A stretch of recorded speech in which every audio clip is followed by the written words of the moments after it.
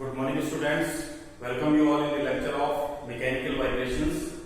In the last lecture, we have discussed the representation of harmonic motion with the help of a vector. Okay.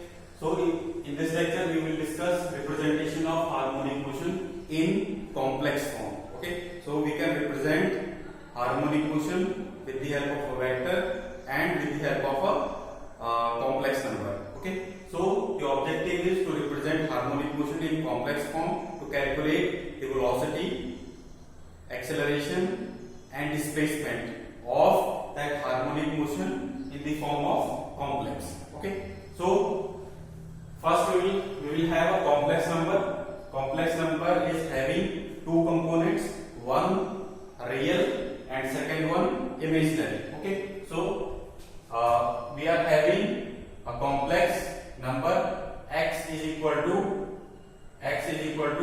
complex number is always represented x is equal to a plus complex number is represented by x, capital X is equal to x plus I y, x plus I y, where x is the real component, y is the imaginary component. So we will draw the real component on x-axis. Real component is always drawn on the x-axis. Imaginary component is drawn on the y-axis. So if we have a complex number like that, we have a complex number vector like that. So the x component will be the component of this on the x-axis, and component imaginary part is component of this one on y-axis. Okay. So we will draw a perpendicular from that T point to this one. Now this part will give, this part will, let's say this part is A, then component of A along x direction will give the real part, and component of A in y direction will give the imaginary part. This value according to this complex number, x is, this value is x and this value is y. This value is y. Let's say we have this angle theta, then x will be equal to a cos theta. X will be equal to a cos theta and y will be equal to a sin theta.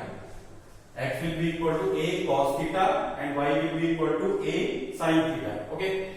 We can calculate the value of a. If we have x, if we have x, we have this number. If we have x, if we have y, then we can calculate the value of a. A will be equal to under root of x square plus y square. We can calculate the value of a. If we have x and y, then we can calculate the value of theta. Then theta will be equal to y by x. Then theta will be equal to tan inverse of y by x. So if we have x and y, we can calculate this is known as modulus a, and we can calculate the value of theta. Means we can calculate the value of a cos theta and a sin theta. Now we are representing this number by a, x is replacing x, we are replacing with a cos theta plus iota a sin theta. A and theta will be calculated from this equation 1 and equation 2. We will calculate from equation 1 and equation 2. So this one we are again writing a, we are taking common cos theta plus I sin theta. Cos theta plus I sin theta. Okay. This cos theta plus I sin theta can also be written as e to the power I theta. E to the power I theta. We have written this one, e to the power I theta. A e to the power I theta is nothing but this one. We have represented in this way, a e to the power I theta. This theta we can also write is omega t. Theta radian, omega radian per second multiplied by second, then radian. This one we can theta we can replace with omega t. Then x will be equal to a e to the power I omega t. A e to the power I omega t, or this one also can be written as x is equal to, again in this form we can write a cos omega t plus I sin omega t. A cos omega t plus I sin omega t. So okay, now this is the conclusion for the displacement. Okay, that is generally in general form we always have a harmonic motion x is equal to a sin omega t. Generally we have this. We cannot write a here because we are taking an example x is equal to b sin omega t. We are taking an example x is equal to b sin omega t. We always take in this form. Then this one is the displacement from mean position. So here we can judge that a sin omega t. A sin omega t we are getting, a is common here, then a sin omega t. This is a cos omega t and I a sin omega t. It means the imaginary component of x will provide displacement from mean position. Clear? I is this imaginary. This imaginary we have multiple a sin omega t. A sin omega t is nothing but like the form of displacement. So the displacement is given by imaginary part of x. Imaginary part of x was nothing but imaginary part. Imaginary part of x is nothing but a sin omega t. A sin omega t is the displacement from mean position. Okay, clear? Now the second part. This one was the displacement. Now the velocity. What we will do for velocity? Take this equation x equal to a e to the power I omega t. Differentiate this equation. X dot will be equal to d by dt of x, because x is a function of time. We have replaced theta with omega t. Then we will have differentiation a I omega e to the power I omega t. This e to the power theta, e to the power like 2 theta, then 2 e to the power theta. In the same manner, we will have a omega, we will have a I omega e to the power I omega t, and a e to the power omega t.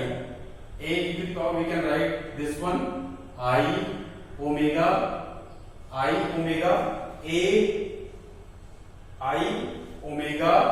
a e to the power I omega t will be equal to cos omega t plus I sin omega t. E to the power theta we can write cos e to the power I theta we can write cos theta plus I sin theta. Now open this bracket. We will have omega I omega a cos omega t, then I square will be equal to minus 1, then minus a omega sin omega t. Now we have this part, okay, x dot. Now the velocity we will calculate. This one we will write capital X, this one we will write capital X. Then the velocity component generally was b omega cos omega t. B omega cos omega t. So here we have a omega cos omega t, means again the multiple of I is giving the velocity from mean position. So the imaginary component of x dot is giving velocity from mean position. Then the velocity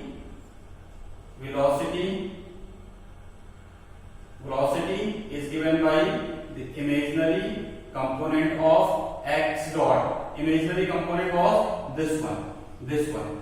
Then the here we are having this quantity multiple of a. So the imaginary component is a omega cos omega t. This one is the velocity component, imaginary component of x dot is giving the velocity of that harmonic motion from the mean position. Third one, for the acceleration. For acceleration, this one the displacement, velocity, and for acceleration, double differentiation of this quantity, single differentiation of this quantity, and double differentiation of this quantity, single differentiation. Then x double dot will be equal to d by dt of x dot, or d2 by dt square of x will be equal to this one. This one we will have a I omega multiplied by I omega e to the power I omega t. This again I omega will come here. So we will have a minus I square a omega square e to the power I omega t, minus a omega square e to the power I omega t. Okay, minus a omega square e to the power I omega t.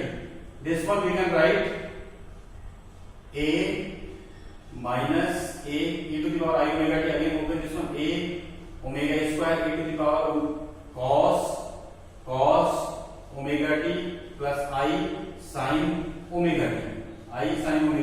Open this bracket again, minus a omega square cos omega t minus a omega square I minus I a omega square sin omega t. So the acceleration we were having x dot will be equal to b omega cos omega t, and acceleration was minus b omega square sin omega t. The same form we are getting again by taking the imaginary component of x double dot. So we can write acceleration is equal to the imaginary component of x double dot, which is equal to minus a omega square sin omega t. This is the acceleration component. This is the velocity component. Okay, and this one is the displacement. Component in the imaginary form. So we have represented the harmonic motion in the complex form. Okay, first one we have a complex number. We have converted this complex number in this form, omega t. We have replaced with that theta with omega t. We have this quantity. By opening this one, we know that for the harmonic motion, displacement is a sin omega t. So we have observed that the imaginary component of x is giving the displacement from mean position. Okay, then we have the velocity component. For velocity component, we have differentiated that x. Then we have reached to this value. Again, we have seen that the imaginary component of x dot is nothing but the velocity from mean position. So we have velocity from mean position is nothing but the imaginary component of x dot.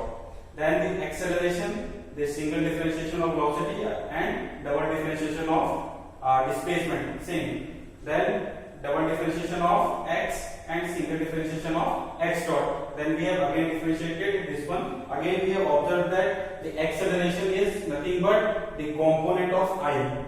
The component of I is multiple of I is a minus a omega sin omega